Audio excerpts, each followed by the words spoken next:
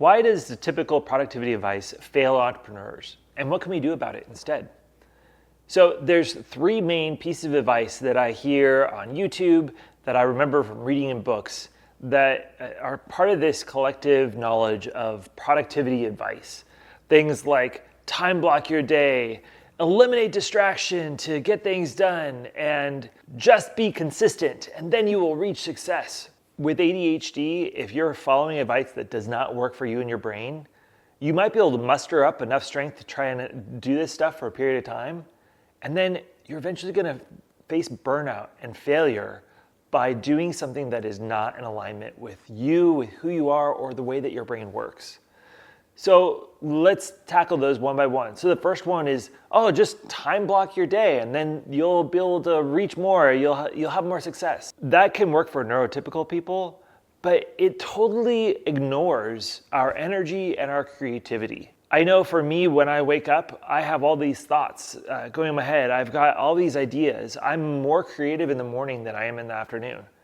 And for a while, I was trying to shoot these videos after I got all my other work done. And instead, I've been flipping that around and recording these in the morning, because that's when I'm most creative. That's when these ideas are coming alive. And then I can finish the freelance work that I have. Instead of scheduling my time around tasks, I'm scheduling my calendar around my energy and my creativity, and letting that be the driver instead of my list of tasks and what needs to get done. That's embracing my motivation instead of trying to use neurotypical's motivation. So the next one, just eliminate distraction. If you could put yourself in a white room, a white padded room perhaps, and close the windows, close the blinds, block out all the light, and just stay focused. Now, I've heard Alex Hormozi talk about this. That's why that phrase is coming to my head. And I'm glad that that works for him, but that will definitely not work for me.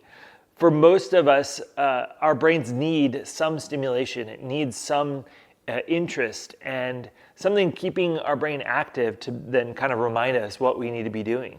So I put on noise canceling headphones to block out distracting noises, and then I play different tracks like binaural beats or like ambient music without having a vocal track to it, because the voice and the words will distract me.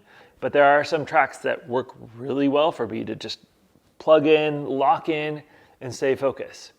Candidly, I play those over and over again until the dopamine is gone, and then I go and find a new track to listen to.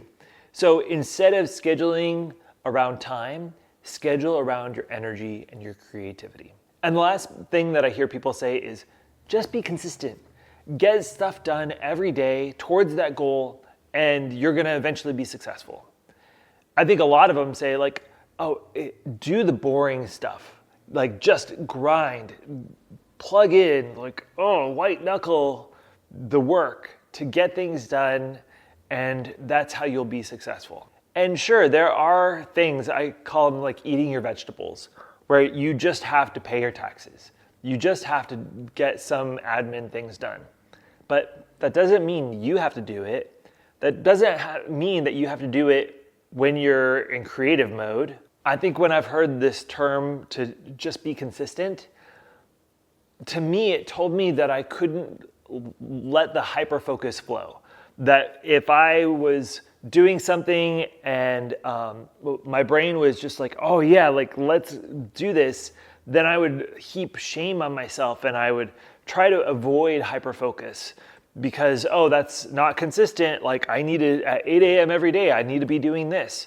Well, if at 7:30 I had this idea and I just wanted to keep going on it in the morning, I would shame myself later that I hadn't gotten that thing done because, consistency means sticking to that time frame and to doing the same boring thing over and over again. If we can redefine what consistent means for you, when you have a clear goal in mind of what you're trying to accomplish, you can get there through many different paths.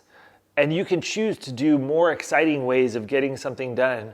Or sometimes to other people, it seems like it's more work to try and do it that way. Like to clean your kitchen, to put on a podcast, or to gamify something and to score out oh, how many dishes did I get to put away, or how many tasks can I get done in the next 20 minutes, and then to score it and rank it.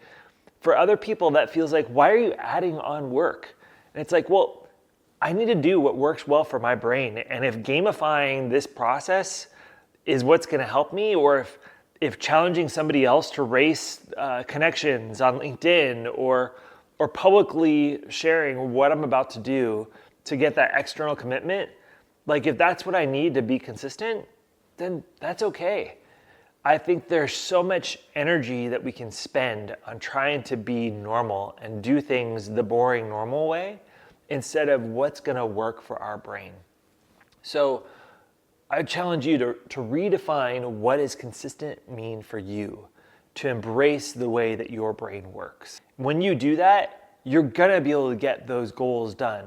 It's just going to look different from the way a neurotypical achieves those. If you need help with any of these things, happy to chat. I'm an ADHD coach. I work with people one-on-one, and my group coaching program, Flowcraft, is launching soon.